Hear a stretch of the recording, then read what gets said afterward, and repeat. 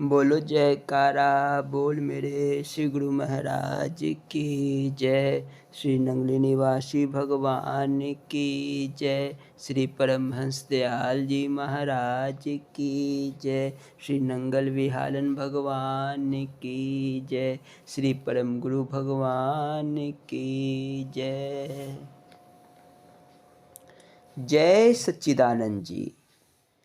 गुरु दीक्षा। किसी सत्संगी ने श्री परमहंस दयाल जी महाराज जी से पूछा, भगवन, गुरु दीक्षा लेने से क्या तात्पर्य है? क्या यह प्रथा ही चली आई है या इसमें आत्मोन्नति संबंधी कोई विशेष रहस्य है? कृपया फरमाकर हमारी शंका दूर करें। श्री महाराज जी ने फरमाया, गुरु दीक्षा कई प्रकार की होती है। उसके अधिकारी भी भिन्न भिन्न होते हैं और लक्षण भी कई प्रकार के हैं। जैसे गुरु नानक देव जी के विषय में कहा जाता है कि उनको संत की एक दृष्टि मात्र से लाभ हो गया था। श्री कबीर जी को श्री रामानंद जी के केवल मस्तक पर हाथ रखने से ही आत्मज्ञान हो गया था और वाल्मीकि जी को नारद जी के मंत्रोपदेश से परम पद की प्राप्ति हो गई थी इत्यादि। इसलिए दीक्षा के लक्षण भी कई प्रकार के हैं। वास्तव में गुरु की कृपा और शिष्य की श्रद्धा विलक्षण शक्ति रखती है। जब तक गुरु दीक्षा ना होगी तब तक सिद्धि का मार्ग नहीं खुल सकता। प्रायः देखा जाता है कि जिनके चित्त में प्रेम, भक्ति, व्याकुलता व सरल विश्वास है, फिर भी वह भगवत कृपा का इतना अनुभव नहीं कर पाता जितना शिष्य को दीक्षा से होता है। यही कारण है कि मुमुक्षुओं के लिए गुरु दीक्षा अनिवार्य है। गुरु दीक्षा शिष्य के योग्यता अनुसार 4 प्रकार से होती है: स्पर्श, दर्शन, संकल्प तथा भाषण। स्पर्श: जिस प्रकार पक्षी अपने पंखों के स्पर्श से अपने बच्चों का लालन पालन करते हैं। दर्शन: जिस प्रकार कछुआ अपनी दृष्टि मात्र से अपने अंडों का सेवन करता है। संकल्प: मछली जिस प्रकार अपने संकल्प द्वारा ही अंडों की देखरेख करती है। पक्षी, कछुआ तथा मछली के समान सद्गुरु अपने स्पर्श, दृष्टि तथा संकल्प से अपनी शक्ति शिष्य में डालकर उसके जन्मों जन्मों के संस्कारों का नाश करते हैं और अपने ज्ञान के प्रकाश से उसके अंतःकरण को प्रकाशित कर देते हैं। तब वह शिष्य गुरु की रूहानियत को प्राप्त कर लेता है। स्पर्श और संकल्प दृष्टि के अतिरिक्त एक शब्द दीक्षा या मंत्र दीक्षा भी होती है।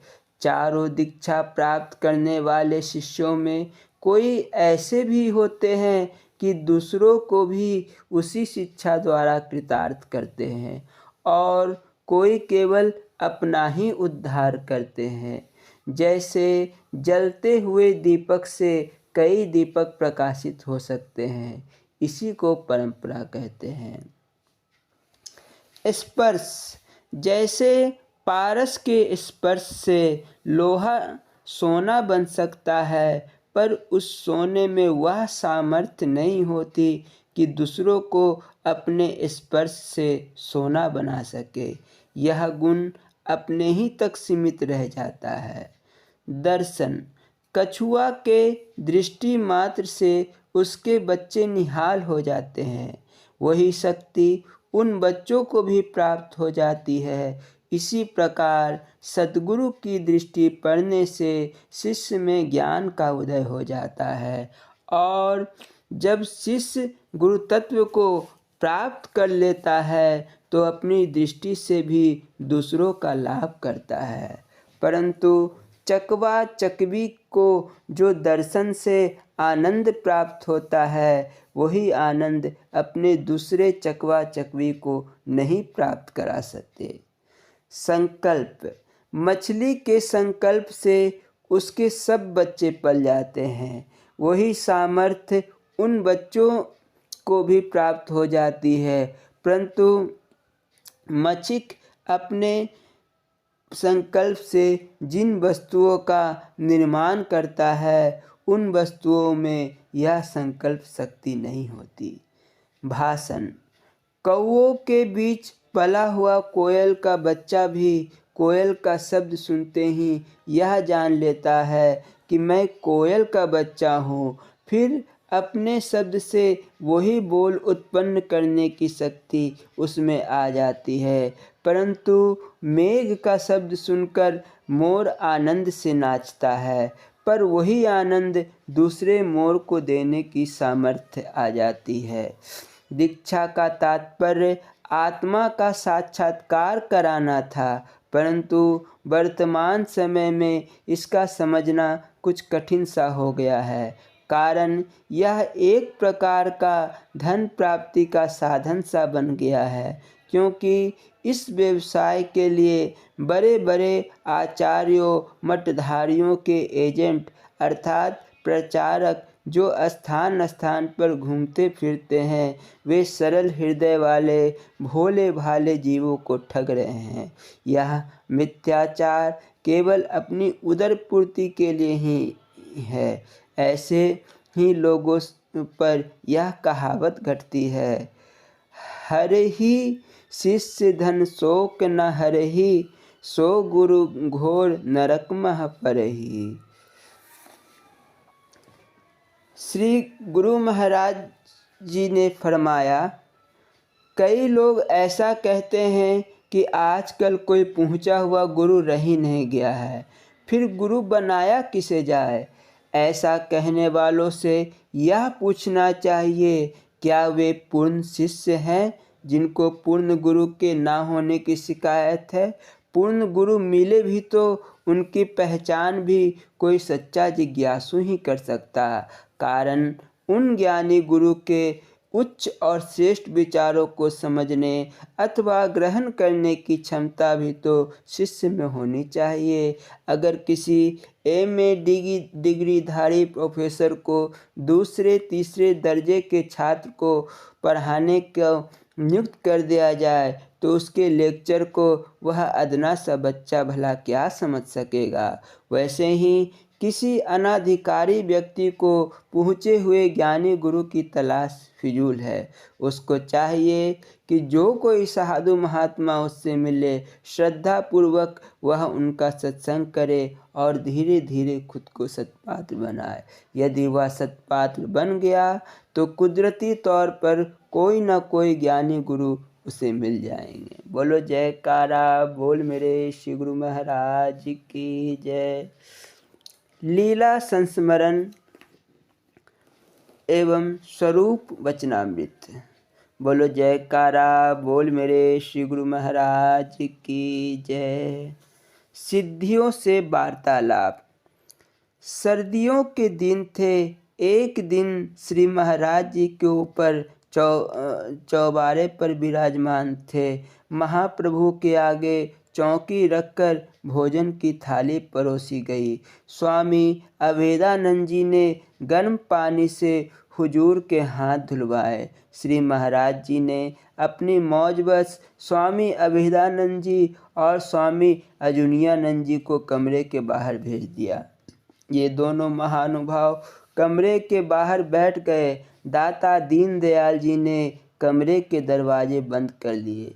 महाप्रभु के सिवाय कमरे में दूसरा कोई नहीं था। इतने में स्वामी अभेदानंद जी को कमरे के अंदर से वार्तालाप की आवाज़ सुनाई दी। ये अपने मन में विचार करने लगे कि श्री महाराज जी के सिवाय दूसरा कोई व्यक्ति तो कमरे में है नहीं, फिर यह आवाज़ किसकी आ रही है।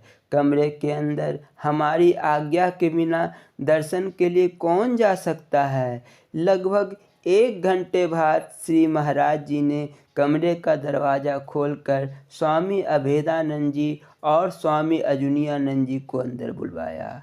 इन्होंने इधर उधर दृष्टि दौड़ाई, परंतु श्री महाराज जी के अतिरिक्त वहाँ कोई दिखाई नहीं दिया। उनके आश्चर्य का कोई ठिकाना न रहा जब उन्होंने भोजन को वैसे ही गर्म देखा। अपने निजी सेवकों की हैरानी देखकर महाप्रभु ने भोजन के बाद उनसे सत्संग करना शुरू कर दिया। श्री महाराज जी बोले, आप नित्य विनती में यही दोहा बोलते हैं, गुरु समरथ सिर पर खरे, क्या कमी तो है दास, रिद्धि सिद्धि सेवा करे, मुक्ति न छोड़े पास। श्री महाराज जी बोले, जो पूरे संत महात्मा और सतगुरु होते हैं उनके द्वार पर आकर रिद्धियाँ सिद्धियाँ अनेक रूप धारण करके सेवा मांगती है, परंतु वे संत उनमें नहीं फंसते। जो उनके पंजे में आ गए उसका एक दिन जरूर पतन हो जाएगा और मान प्रतिष्ठा पाकर वह माया जाल में फंस जाएगा। जो साधु महात्मा मठधारी गद्दियों के महंत बनने का लोभ करते हैं, मानो वे लोग योग भ्रष्ट है। जिस माया जाल में अज्ञानी गृहस्थी फंसे होते हैं, ईर्ष्या द्वेष में पड़कर वे साधु भी एक दिन अपने रास्ते से भटक जाते हैं। इसलिए सच्चे साधु को सदा सावधान रहना चाहिए। बोलो जयकारा बोल मेरे श्री गुरु महाराज की जय। ध्यान मूलम गुरु मूर्ति। एक दिन किसी भक्त ने महाप्रभु के चरणों में आकर प्रार्थना की, गुरुदेव, आपने अपने सत्संग में बताया था कि ध्यान तो एक तरह का कुआं खोदना है, परंतु कुआं तो अपनी धरती पर खोदा जाता है तभी पानी मिलता है। धरती आपने शरीर को बतलाया है, अर्थात देह मूर्ति का ध्यान करने से आत्म अनुभव होगा। यदि आत्मा को अपने शरीर के अंदर से ही प्रकट करना है तो ध्यान दूसरे शरीर का क्यों किया जाए। अपने स्थूल स्वरूप का ध्यान करने से क्या आत्म साक्षात्कार नहीं हो गया। कृपया दास के मन की शंका का निवारण कीजिए। महाप्रभु बोले, प्रेमी, यह आपकी भूल है जो आपके मन में यह विचार आया है कि अपने ही स्थूल रूप का ध्यान करने से जीव नरकगामी होता है। 84 का बीज तो यह नाम और रूप ही है। ध्यान तो नाम रूप को मिटाने के लिए किया जाता है, परंतु अपने रूप का ध्यान करने में यह नाम रूप और दृढ़ हो जाएगा। नाम रूप हर जन्म में मिलता रहेगा, इससे 84 का चक्र खत्म नहीं हो गया। ध्यान उस रूप का भी करना चाहिए जो रूप होते हुए भी रूप में फंसा हुआ ना हो, अर्थात उसका देह ध्यास छूट चुका हो और आत्मानंद में सदा मग्न हो। भाव यह है कि नाम और नामी एक हो जाए। महापुरुषों ने गुरु रूप का ध्यान करने का आदेश दिया है। गुरु शरीर पवित्र है। शरीर को धारण करके महापुरुष सांसारिक लोगों को सत उपदेश दे रहे हैं। ऐसे पूर्ण और पवित्र रूप के ध्यान से जीव को मोक्ष की प्राप्ति होगी और वह परमानंद का भागी बनेगा। भगवान राम ने भी जनकपुरी में जाकर धनुष तोड़ते समय गुरु मूर्ति का ध्यान हृदय में लाकर प्रणाम किया। तब सद्गुरु कृपा से धनुष एकदम हल्का पाकर उसे तोड़ दिया। गोसाई तुलसीदास जी श्री रामचरितमानस अयोध्या कांड में लिखते हैं, गुरु ही प्रणाम मन ही मन कीना, अति लाघव उठाए धुन लीना। हृदय मंदिर में गुरु के ध्यान को प्रतिष्ठित करके भगवान ने उन्हें प्रणाम किया, फिर ब्रह्म शक्ति द्वारा धनुष को तोड़ दिया। गुरु नानक देव जी फरमाते हैं, हर मंदिर सोई अखिया जियो हर जाता, मानस देह गुरु बचनी पाया, सब आत्म राम पछाता। हर बाहर मूल न खोजिए पर माहि विधाता, मनमुख हरि मंदिर की सार, न जानने तिन्हि जन्म गवाता। सब में एको बरतता, गुरु शब्दी पाया जाई। यह सब मंदिर अर्थात शरीर उस ज्योति स्वरूप परमात्मा के निवास स्थान है। वह सर्वव्यापी और परिपूर्ण है, परंतु जिस रूप में वह प्रकट हो वही उसका प्रसिद्ध मंदिर है। वह आपके अंदर भी विराजमान है। वह निर्गुण ब्रह्मा है, जिसने निर्गुण में अपना सगुण स्वरूप लीन कर लिया। उसी सगुण द्वारा आपका काम बन सकता है, अर्थात उसी मंदिर से आपको उसके दर्शन होंगे। उस सगुण रूप का ध्यान साधक को करना होगा।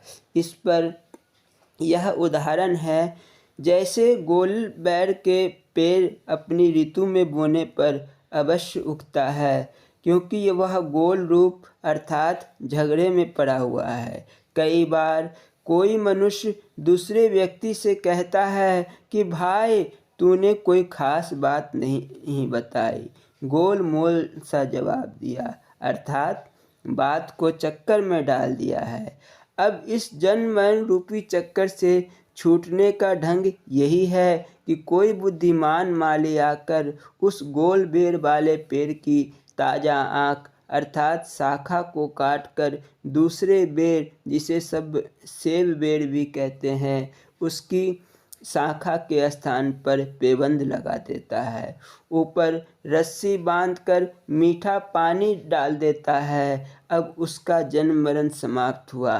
नाम तो उसका बैर ही रहा। उस मुक्त बैर की पेबंद गोल बैर में लगी, तब वह भी उसके ध्यान में लीन होकर जन्म मरण के चक्कर से छूट गया, अर्थात बेर की बार बार दांतों तले दबाकर खाया जाता है। इस तरह वह यम की मार से बच गया। यदि वह अपने ही ध्यान और रूप में मग्न रहता तो कभी इस बंधन से ना छूटता। जब उसने अपने नाम रूप को त्याग कर दूसरे बेर के नाम तथा रूप को अपनाया, तब जाकर उसे मोक्ष की प्राप्ति हुई। गुरु का शरीर हमारे शरीर के समान होते हुए भी मुक्त है, इसलिए उसी शरीर का ध्यान करने से जीव को सद्गति प्राप्त होगी। बोलो जयकारा बोल मेरे श्री गुरु महाराज की जय। स्वामी हीरानंदपुर जी महाराज जी की लीला संस्मरण। बोलो जयकारा बोल मेरे श्री गुरु महाराज की जय। बेड़ा पार लगा दे सतगुरु हारा वालिया। दोरांगला निवासी सत्संगी भाइयों ने एक घटना बताई है, जिसके साक्षी हैं सर्व श्री शंकरदास, ज्ञानचंद, स्वर्गीय नंदलाल और श्रीमती भागवंती। इस घटना की चर्चा दूसरे स्थानों पर भी भक्तजनों ने की है। घटना इस प्रकार है। एक बार व्यास पूजा के पवित्र उत्सव में भाग लेने के लिए इस कस्बा से सत्संगी लोग नंगल आश्रम को आ रहे थे। रास्ते में व्यास नदी पड़ती थी। उन दिनों आने जाने के साधन नहीं के बराबर थे, पैदल आना जाना होता था। बताया जाता है कि व्यास नदी में बड़े जोर की बाढ़ आ रही हुई थी। लोगों के कहनों पर मल्लाहों ने बड़ी बेरी दरिया में ठेल दी। ज्यों त्यों नाव आगे बढ़ती थी। नदी के वेग भी बढ़ता जा रहा था। जब किश्ती ठीक नदी के मध्य भाग में पहुंची तो डगमगाने लगी। मल्लाह बहुतेरा जोर लगाते थे, परंतु वह पानी के प्रवाह के साथ जाने लगी। किश्ती में सवार सभी लोग हाहाकार करने लगे। स्वर्गीय भक्त नंदलाल जी के बड़े भाई श्री मुल्ला राम जी ने व्यंग कसते हुए कहा, नंदलाल, आज तुम्हारे गुरु की शक्ति की परख की घड़ी है। यदि पार लग गए तो समझेंगे तुम्हारे गुरु शक्तिमान हैं, नहीं तो पाखंड है। इस पर भक्त नंदलाल, जो सतगुरु महाराज स्वामी हीरानंदपुरी जी महाराज जी के अनन्य भक्त थे, उनके मन पर जो बीती होगी उसका अनुमान तो कोई निष्ठावान गुरुमुख सत्संगी ही लगा सकता है। कहा जाता है कि भक्त जी ने सबको कहा कि महाराज जी का स्मरण करो और स्वयं यह भजन बोलने लगे, बेड़ी पार लगा दे सतगुरु नंगल वालिया, बेड़ी पार लगा दे सतगुरु हारा वालिया, जिदरी फंस गई बिच घूमन घेरी, मैनू हुनता आस है तेरी सतगुरु हारा वालिया। यह भजन बोलते जाते थे और भक्त जी की आंखों से आंसू छम छम बहते जा रहे थे। तभी अचानक नंदलाल जी ने कहा, देखो गुरु महाराज जी उस पार खड़े हैं, लो देखो हमारी तरफ बढ़ रहे हैं। इतना कहकर भक्त जी ने पुनः बड़े प्रेम से श्री गुरु महाराज जी को जयकार लगाया। देखते ही देखते किश्ती किनारे पर पहुंच गई। सारे सत्संगी और अन्य यात्री कुशल पूर्वक अपने अपने गंतव्य की ओर चल दिए।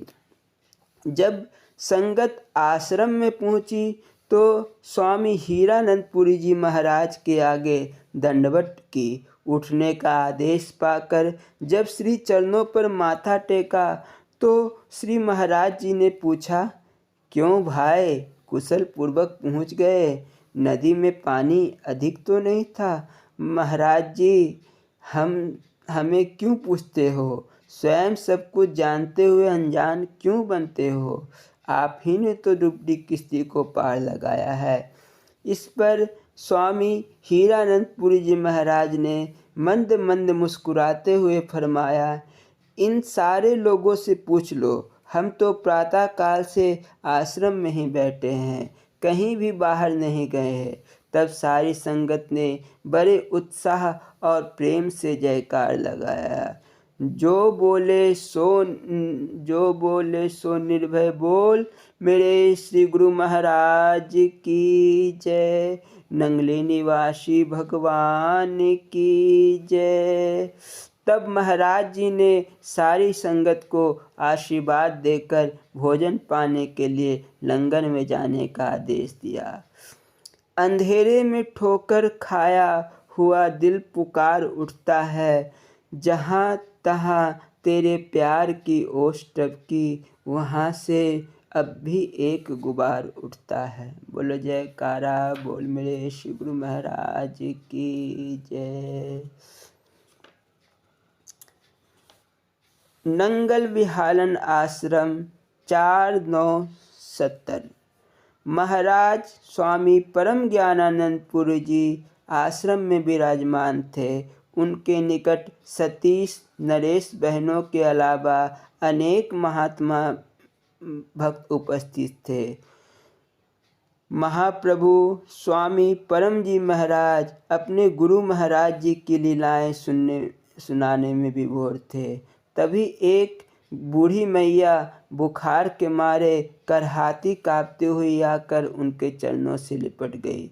महाराज जी ने उसे ठीक हो जाओगी कहकर अलग बैठने का इशारा किया। प्रसंग समाप्त होने पर वह माता चली गई। कुछ ही देर बाद महाराज जी स्वामी परम महाराज जी को तेज बुखार चढ़ गया। सतीश बहन जी ने तनिक परेशान होकर कहा, महाराज जी, अब आगे से आप किसी से पाँव न छुआया करें। ये दुनियावी लोग पाँव छूकर अपना दुख आपको दे जाते हैं। पिंडोरी वाले महंत तथा अनेक महात्मा किसी को पाँव छूने नहीं देते। देखिए ना, वह बूढ़ी मैया रोकर आपके पाँव छू गई, जिससे उसका बुखार आपको लग गया। स्वामी परम महाराज जी को यह बात खल गई। वे बोले, बेटी, ऐसा मत कहो। मेरे गुरु महाराज ने मुझे आत्मा की भक्ति सिखाई है, देह की नहीं। मैं तो तुम सब में अपने मालिक का नूर देखता हूँ। आत्मा ना स्त्री है और ना पुरुष। मुझे कोई स्त्री पुरुष नज़र नहीं आता। मेरे पास जो कोई आता है उसे मैं हृदय से प्यार करता हूँ, उससे गुरु महाराज की बातें सुनाता हूँ। मैं अपने महाराज श्री नंगली वाले ठाकुर के चरणों का मसला हुआ एक मामूली फूल हूँ। इससे अधिक मैं खुद को कुछ नहीं मानता। मैं किसी को आशीर्वाद देने वाला होता ही कौन हूँ। यदि खुद कुछ देने लगता तो कब का हवा हो गया होता।